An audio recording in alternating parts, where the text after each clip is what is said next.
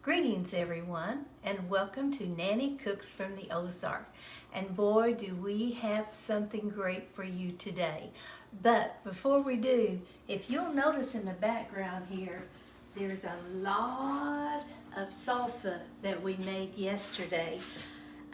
It's canning season, and some good friends of ours brought us these beautiful tomatoes, and so we made enough salsa to last us through the winter, and we certainly appreciate it too.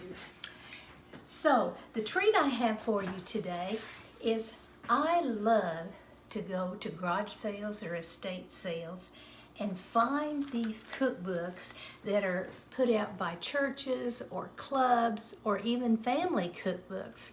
And I limit myself to 25 to 50 cents. That's all I'll spend on these cookbooks. And then I come home, make me a pot of coffee, and sit down for hours and look through all of these cookbooks. And it is just so much fun for me today and every day to do this. It's a great hobby of mine. Now today we're going to make a recipe from one of the cookbooks. This is from the Hillside Christian Church in Marshville, Missouri, and the date on it is 2010. And this is kind of a twist on my husband's favorite cake. It's a chocolate mayonnaise cake.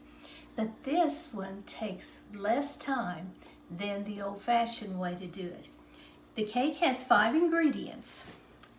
You start out with a cake mix, a Devil's Food cake mix, and this one I use today is a cake mix from Aldi's. I love their cake mixes, and they're usually cheaper than other places. 3 large eggs, a cup of mayonnaise, a cup of milk, and vanilla. First, you just, in a mixer, beat your eggs and your mayonnaise thoroughly. Add your cake mix, your milk, and your vanilla. Stir that up good, and you can either make cupcakes out of it, or you can make a cake out of it. Now, there's just my husband and myself at our house, and we can't eat a big cake, so I like to make either cupcakes or freeze a whole cake in portions, and then we can just take them out as we need them. And another thing about this recipe, the icing is different than any that I have ever done. The icing just calls for 2 cups of melted chocolate chips, the semi-chocolate chips. You melt those in a double boiler or a pan with water and a bowl on top. Melt your chips, they melt very quickly. And then you add a cup of sour cream. A cup of sour cream. I'd never seen a recipe like this, and it is so smooth and soft and creamy.